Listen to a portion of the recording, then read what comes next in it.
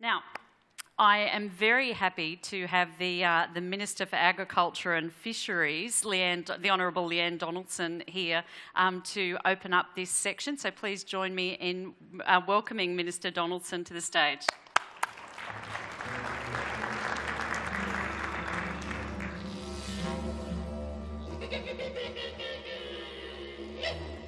Well, thank you, Bernie, for your introduction. And I would like to welcome the panel and thank them for giving up their valuable time to speak with us today. Queensland is a leader in technology and innovation in the agriculture industry. I think that goes without saying.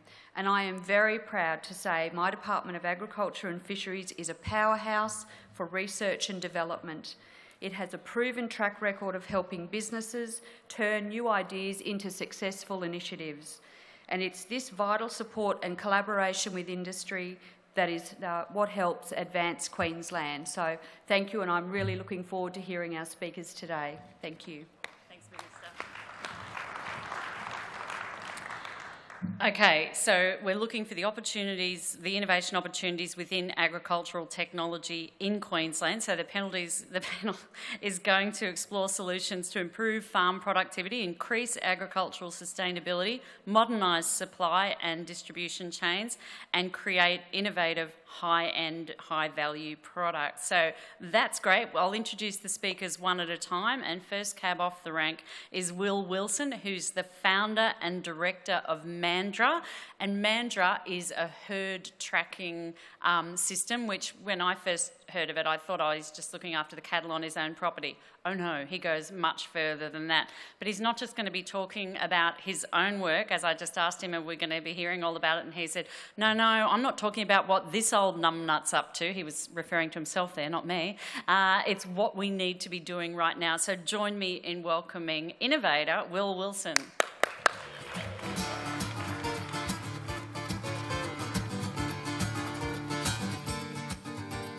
Thanks, Bernie.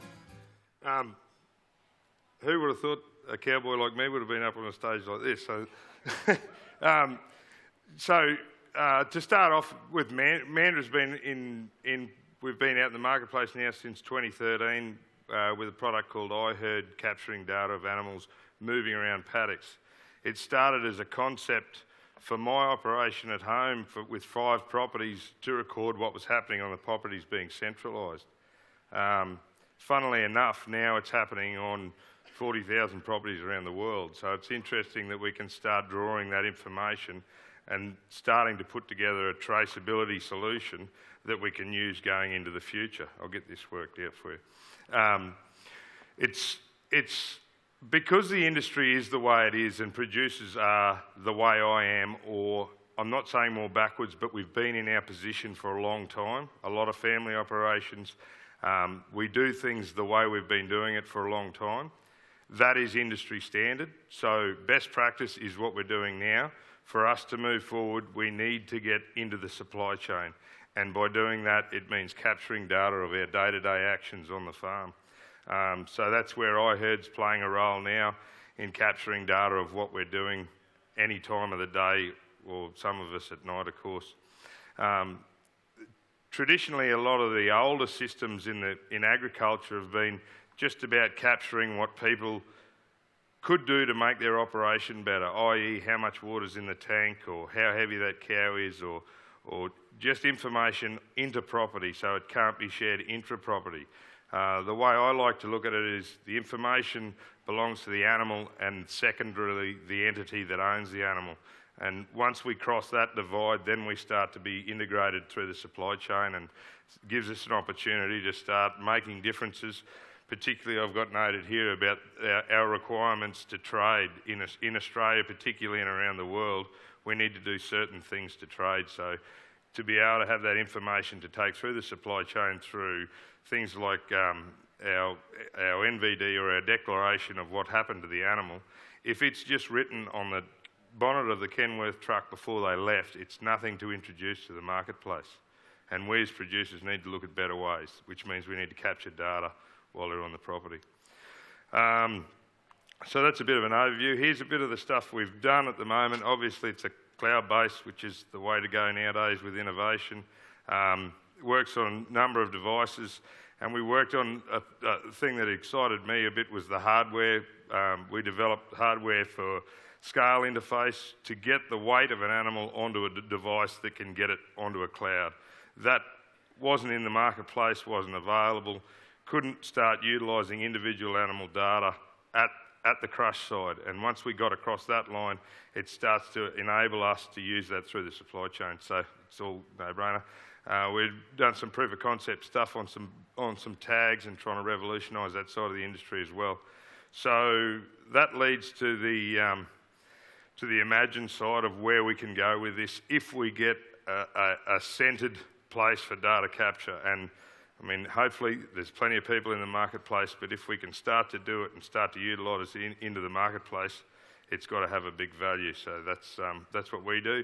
That's our world footprint as of a little while ago now, actually probably 8 months ago. So it gives you an indication of where the properties are mapped. I think if I press that, it brings up, yeah, that's it. So yeah, so that gives an indication of where we're up to at the moment. And as you can see, it's interesting that the states with the connectivity, how their interest is in managing their animals. The herd sizes aren't quite as large as Australia, but they've certainly got an interest in getting that information on farm. And if we can get it into farm and right through the supply chain, it makes a big difference.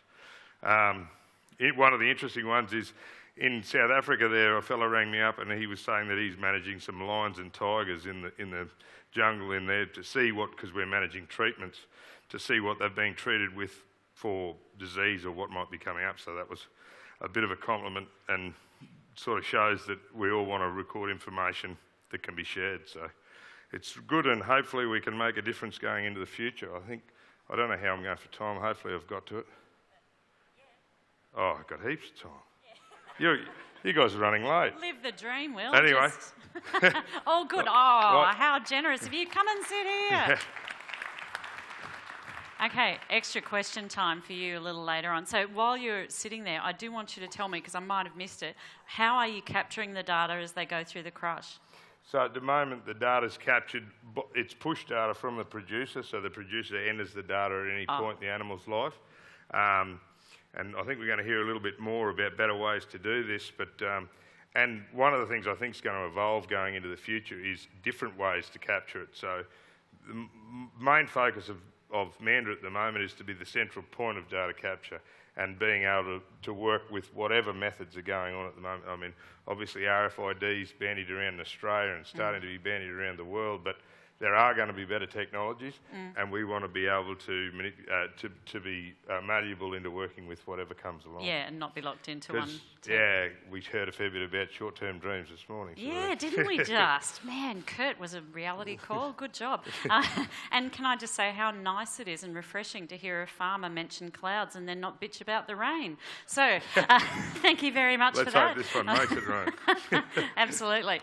Now, our second speaker from a slightly different end of the take on things is Professor Saga Mundree. He's the director at the Centre for Tropical Crops and Biocommodities at QUT, and Saga told me that he's working on bringing tropical pulses to Queensland. That does not mean that he thinks everyone north of Rockhampton is brain dead. It's not that kind of a pulse. It's the old lentils and peas and all the usual stuff, but you knew that already. Join me. Sorry, that fell so badly flat. I thought that was quite funny. Anyway, they can't all be gems. Join me in welcoming Professor Saga Mundree for his talk. Thank you very much, Bernie, for that kind introduction, and certainly a great honour and privilege to be here among such distinguished company.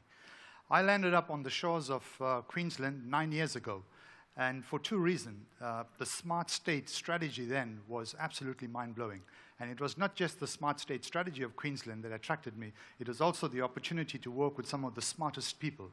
And the person who recruited me was Beth Woods, who is hopefully in this room, working with Peter Andrews, Arun Sharma, James Dale, whose work on bananas is, as you know, world-renowned. But today I'm going to share with you my passion for what I call tropical pulses for Queensland.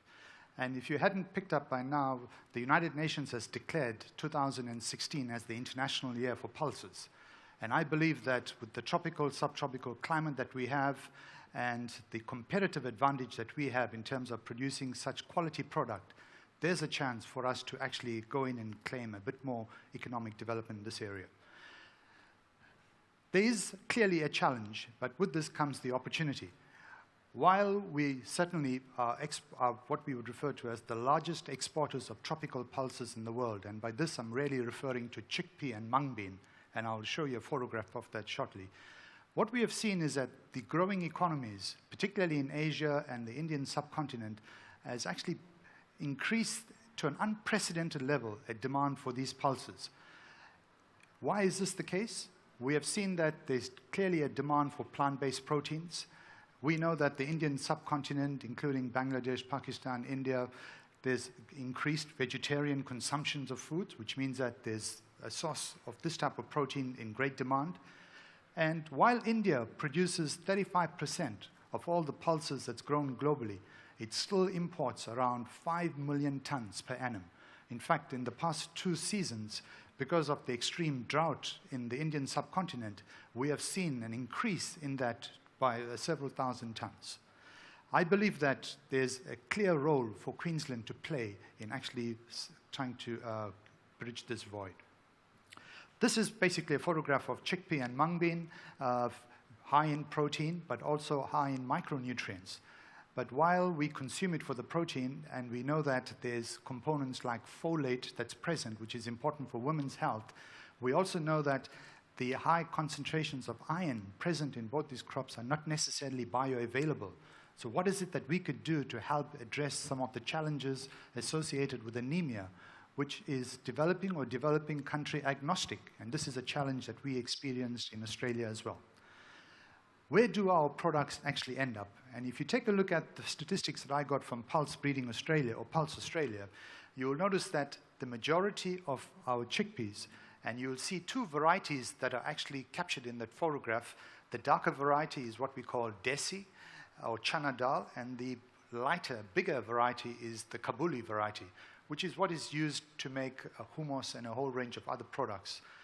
And you will notice that the Middle East, the Indian subcontinent, and Asia are really where our products are going to. The purpose of this particular slide is to basically highlight the fact that in the season of 2015 and also going on to 2016, Queensland outperformed in terms of New South Wales in growing chickpea.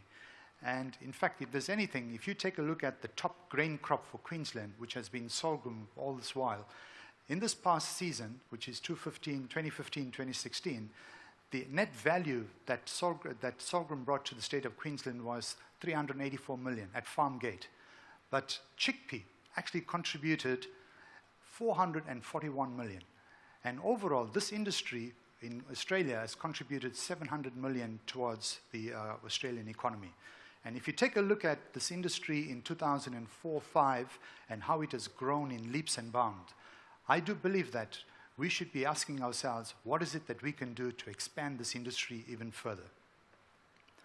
Let's take a quick snapshot of mung bean. Again, 98% of the mung bean that's grown in Australia is grown in Queensland because of the tropical, subtropical climate.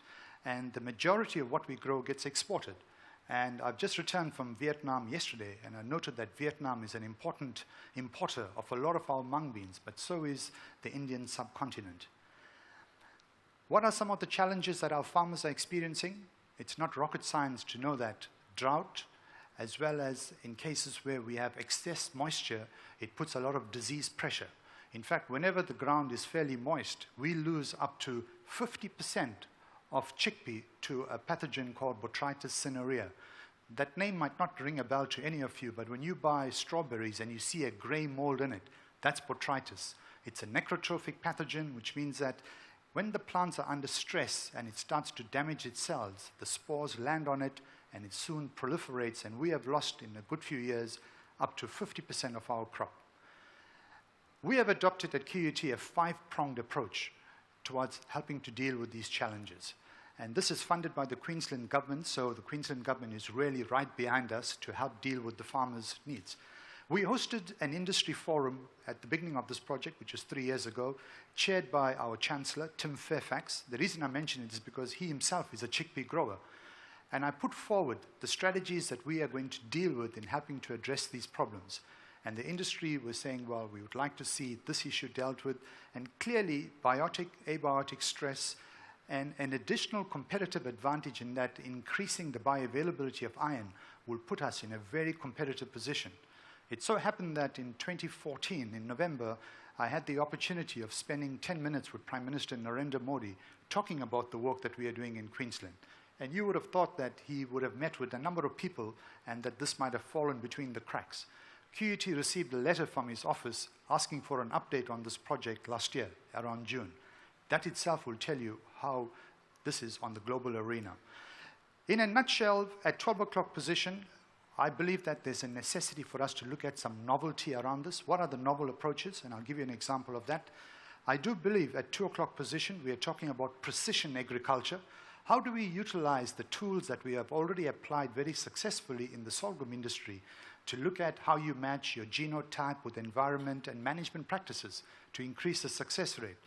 And at the 4 o'clock position or 5 o'clock position, which is the nested association mapping population, while we are doing quite well with mung bean, which seem to have now been coined the term money bean, fetching $1,400 a ton this past season, and I do believe a huge opportunity for us, we need to prepare for those eventualities when we are going to be exposed and challenged to new diseases. And this particular strategy is really taking the current commercial variety and back-crossing it to about 25 wild relatives. And this population has already been developed. And then I'll share with you briefly the biotic, abiotic stress tolerance. I put up this slide here because it's likely that my colleague Mark Burns, Dr. Mark Burns, is in the audience. I was introduced to Mark Burns by Peter Riddles, who was then the chair of the Board of Life Sciences Queensland, who said, you need to meet this entrepreneur because he has access to a novel technology. It's a chemical technology which, when applied to seeds of plants, enhances root architecture. In fact, Mark has spent the last 30 years treating the seedlings of forestry plants where it enhances root architecture and root growth, and he has been revegetating disused mine sites. This is a snapshot result that we have obtained where we are using X-ray tomography. It's like a CT scan. You'll notice where we treated the seeds with just water and then 2 concentrations of this chemical. And wow, we've found significant enhancement of root architecture. We took this to the field in a couple of field trials and have actually shown a 20% improvement in the harvest index. This is the kind of tools that's out of the box. This particular plant here is a native Australian resurrection grass. It's native to, we collected this plant from up in Charleville. It can withstand up to 95% loss of water. And we have identified some novel strategies that this plant has been utilizing that we could apply to crop plants. And this is a world first in many ways. To cut a long story short, we took a single strategy, single gene from this resurrection plant, put it into chickpea, and after 4 generations, and this is T4 plants, transgenic plants at the 4th generation. We stopped watering them for 30 days. And this is what it looks like. Data fresh off our laboratories. And we believe that those very same plants, when exposed to Botrytis cinerea that I talked about earlier on, has created this sort of outcome. When I presented this to the Australian Mung Bean Association, they put their hands up and they said, hallelujah. Because if we could deal with this issue, it could have a huge impact on our industry in Queensland. This work would not be possible without a team, and the team here, what I'd like to emphasize is that it's institution agnostic, meaning that we work with people who are the best in the field. With that, I'd like to thank you for your time. Thank you so much. I have to say there's one question coming to my mind straight away, which is when I think mung beans, when I think chickpeas, I think hippies. You're talking about transgenic and you're talking about so I'm thinking the resistance to genetically modified food. How is that going to play out? Or have you got a big enough market that's not going to be? Well, this strategy was described to the industry when we first started to embrace it. And the industry are exceptionally happy with this particular approach. But that said and done, be mindful of the fact that this technology is also moving in leaps and bounds. We could bring about a single change in nucleotide using an approach called CRISPR-Cas9, which is basically a genome editing tool. that many organizations across the world, like FDA in both Canada and the US, have declared that as non-GM.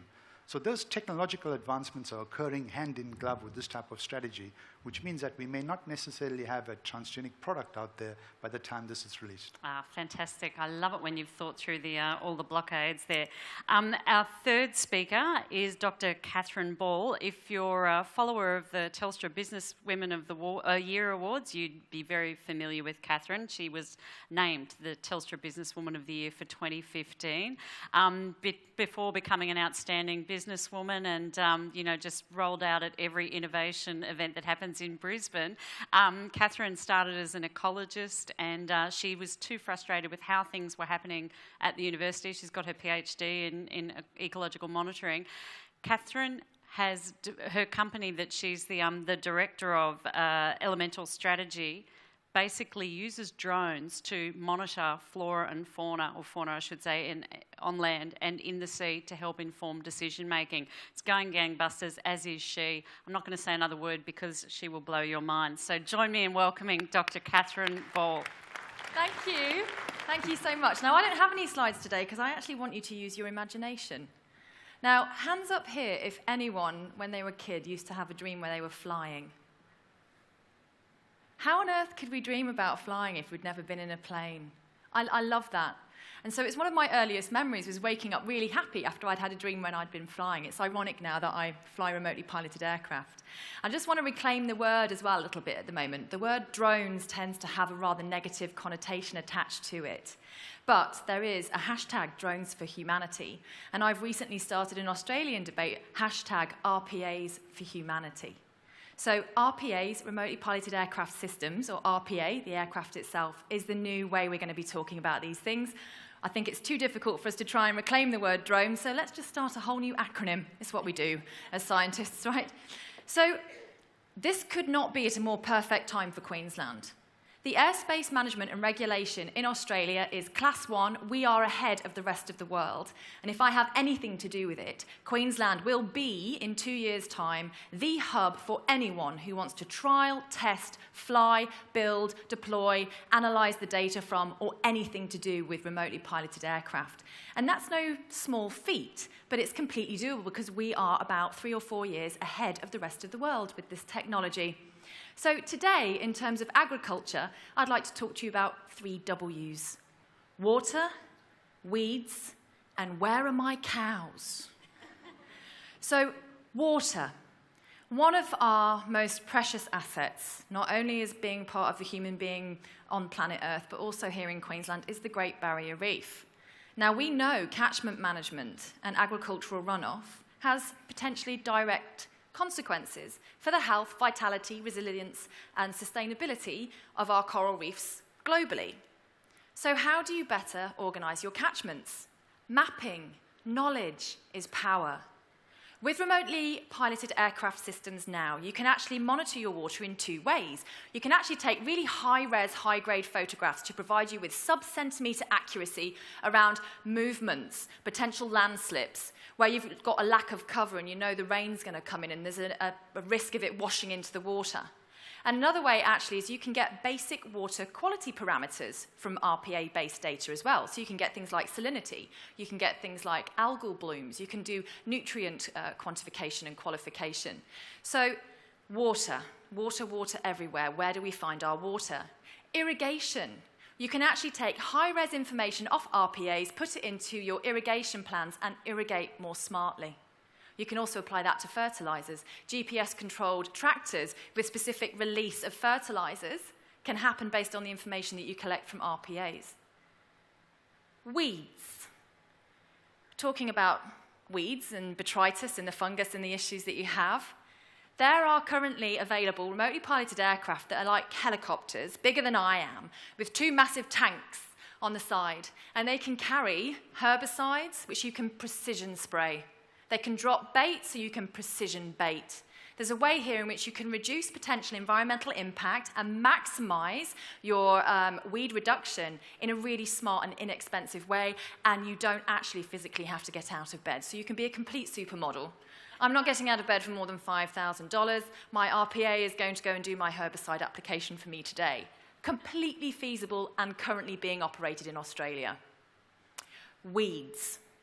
So there are currently operating in Australia high-res imagery collecting RPAs where we can actually see the individual fungal infections in individual leaves. So we can actually look for things like Panama Phase 4 before you can even see it with the naked eye. We can actually plan and map a response before we've even seen where this thing is going. In terms of being able to maximize our productions, minimize our problems with biosecurity, we can actually look for weeds. We can treat for weeds, we can look for fungus. Fungus was a big passion of mine when I was a microbiologist. And where are my cows? So luckily for us here in Australia, again, the airspace regulation for farmers is changing.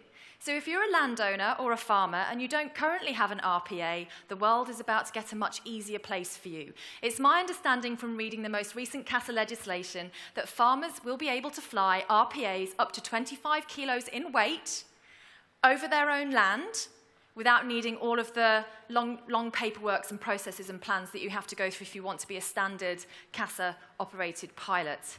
If anyone wants to find any more information about that, please call CASA and ask to speak to one of their RPA section.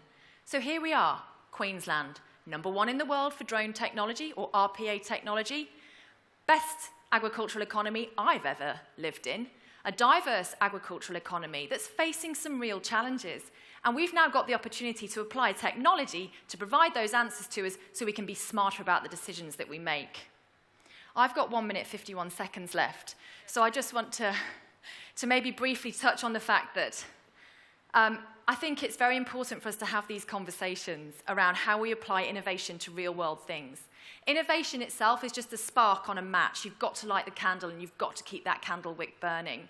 So if anyone wants to have a conversation around anything to do with RPAs for agricultural work, I'm here, I'm in the exhibition next door, or you can get me on elemental-strategy.com. More than happy to have a chat. One of the things that I've seen in terms of the long-range, larger RPAs and some of the projects that I've been involved in is that we're going to be collecting a large amount of data. And with large data comes a large responsibility. And so part of me would also like to make sure here in Queensland we are leading the conversation around geoethics of the data that we're collecting. You might be flying over a neighbour's property and you do an accidental mango count. Are you going to affect the loans that the banks are giving them? If someone's got a drought problem and you've found a problem with one of their waterways, if you publish that, are you actually going to cause them a problem in terms of insurances? So when we capture this kind of data, we need to remember the human beings that are in the loop. They might be remotely piloted aircraft systems, but they certainly have human beings in the data collection chain. So thank you for your time today, and I look forward to the rest of the panel. Absolutely. Thanks so much, Catherine. Now, I hope you've been getting busy with sending through questions on your app, because otherwise, you know, I'm just going to use up all the time myself. And let's make sure you're getting your chances. Can I just get a sense of who is a producer here in the room?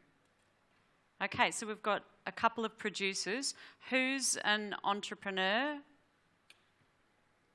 A few more entrepreneurs. Who's got a startup happening? Wow, okay. Well, you two producers are going to be spoilt for choice with all the opportunities that are going to be revealed by the questions from the audience as well as our speakers here today. And our final speaker is, whoops, opened on the wrong page. Our final speaker is Piers Hogarth-Scott, who's the Director of Digital and IoT Consulting at KPMG. One more question. Who knows what IoT stands for? I'm pretty impressed. You're better than me, I had to ask. IoT, for the other half of the room, the Internet of Things. I should have asked over here before. You all knew that though, didn't you? Yeah, they all knew that. Join me in welcoming Piers Hogarth-Scott. Thanks, Piers. Thanks, Bernie. I went to a agriculture conference in another state about a month ago, and the same question was asked over who knows what IoT is, and two people put their hands up, which was quite revealing to me. And these were people who worked on the land and some of the industry bodies associated with it.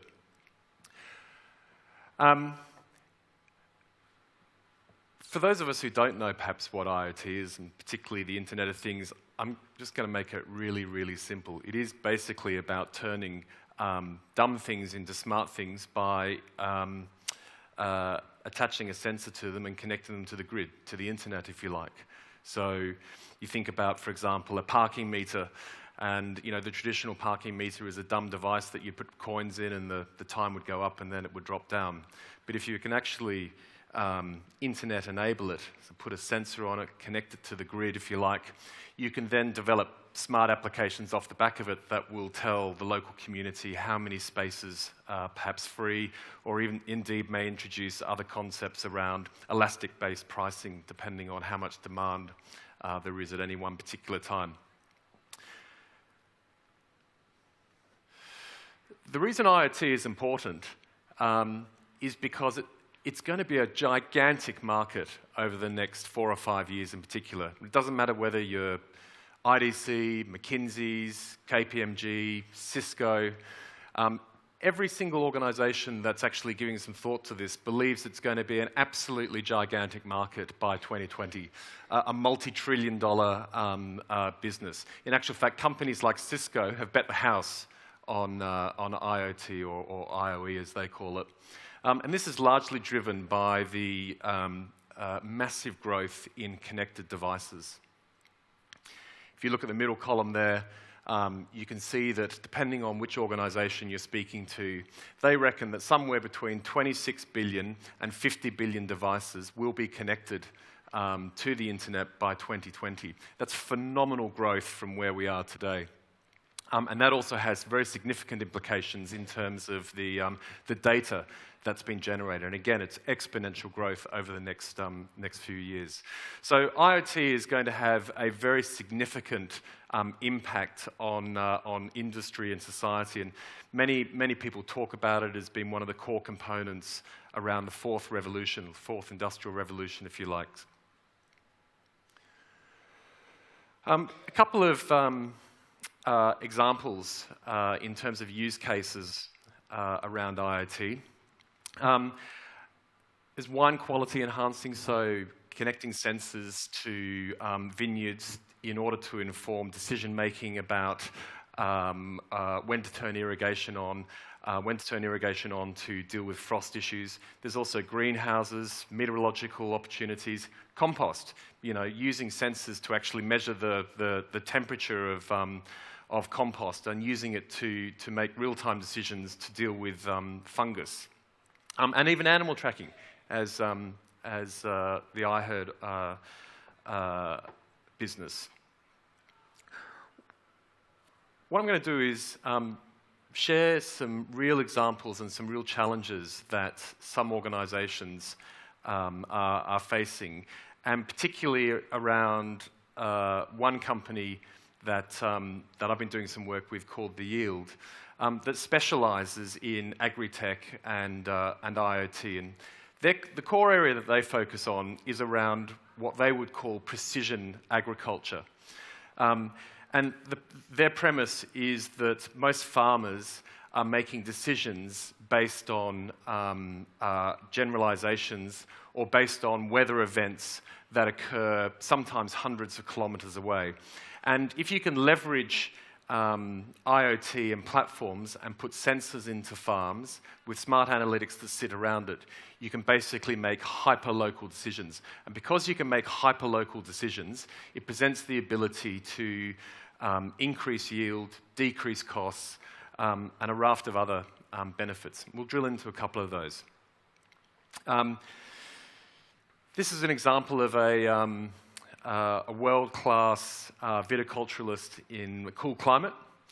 One of the challenges that he faces is that every morning he gets up, he has to check 5 different websites to take weather readings and climate readings. But those readings are not local on the vines. They're often hundreds of kilometers away. And what he's doing is he's dealing with the uncertainty of decision-making process, particularly in a cool climate where a frost can wipe out the vines.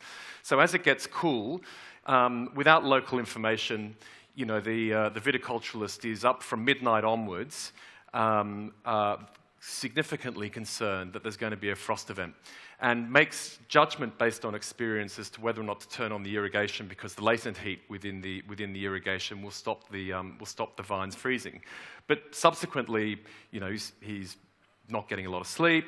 He's often turning the irrigation on prior to when he actually needs to, and using up scarce resources in the process. So imagine if you were to install some sensors that actually enabled the viticulturalists to make real-time decisions based on hyper-local events. And that's a really good example of how IoT can benefit viticulturalists. Another example is agronomists. So agronomists, as you would know, are the people that go and check out farms regularly to provide crop advice. And at peak times, they're visiting every single every single week. Now, if the sensors are installed within the farm, it presents the opportunity for agronomists to actually scale beyond the individual human being that physically needs to go and visit these sites, to potentially provide far greater coverage and deliver far greater economies of scale. The third and final example are oyster farmers. So oyster farmers, being bivalves, the government regulates that they need to close harvesting when there's inclement weather. And these decisions are often made hundreds of kilometres away, and it can cost these oyster farmers, the big ones, $100,000 a day. What companies like The Yield are doing is installing sensor products to the oyster farms that enable oyster farms to make hyper-local decisions based on the salinity of the water, which is a proxy for runoff during inclement weather, and in doing so save hundreds of thousands of dollars. Thank you. Oh, yes. Thank you. Good. Full stop. Okay, well, I think if you've got your questions, I hope you've been shooting them through, because I'm very keen to start asking some of yours rather than mine. So Tanya Walter has asked, what's the opportunity for startups in agri? How would you see us, startups, partnering with the agri industry? So that's a very broad question. Sure is. Go. Do you want to take that or a variation on it? Yeah, I can definitely talk about it because I mean, it's what you did. Yeah, well, an example of it is with beef cattle and what the industry's been trying to do with changing from a paper-based traceability from paddock to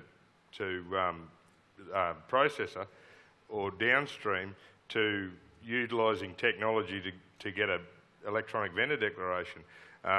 The partnering there was done through the governing bodies of industry, but the real innovation wasn't coming from industry, it was coming from the people around it.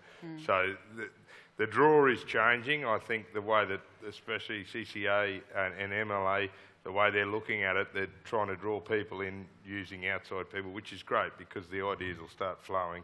And some of the things that the industry's put in place in the past can actually end up being a hurdle for the startups in the future. So, yeah, good and bad, definitely an opportunity. Great.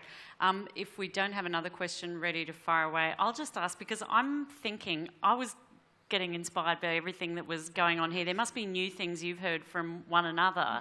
Has anyone got a question for someone else on the panel based on, or a comment or something based on what you've just heard? Or are you all across all of this from everyone's work? I think what we need to be cognizant of is the fact that there's smarter ways to do what we used to do quite conventionally. And I would like to think that the smart state strategy that Queensland had can be translated into smart agriculture. If you take a look at our banana industry as an example, the work done by my colleague James Dale was voted as one of the top 50 innovations of 2014 by Time magazine in the world. Really? And that outreach of that type of activity, it goes out not just to Queensland and Australia, but reaches out to players globally, including India and Africa, etc.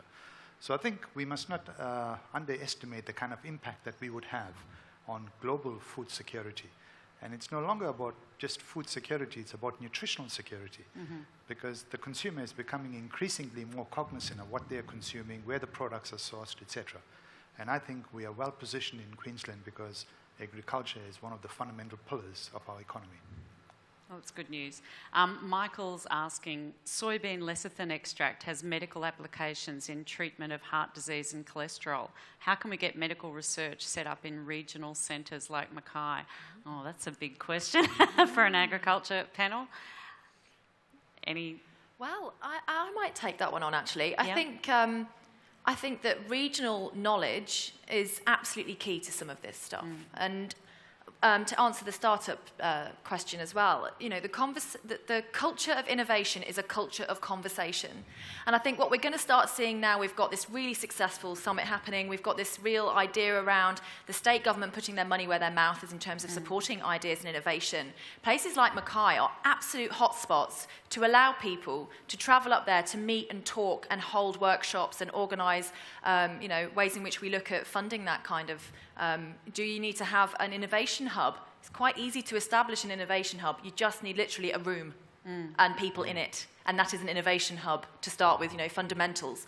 So places like Mackay, I'm actually starting up my own startup actually north of Cairns. I'm actually purposefully going out because I want to work with the people that are dealing with the issues that I'm trying to help solve. So I think if people in this room might be Brisbane-based or even outside of the state, if you want to work with agricultural industry or environmental protection or rangers or anybody like that, you have to go and see and breathe and live what it is and have the conversations. And without those conversations, you can never really understand the problem that you're trying to solve.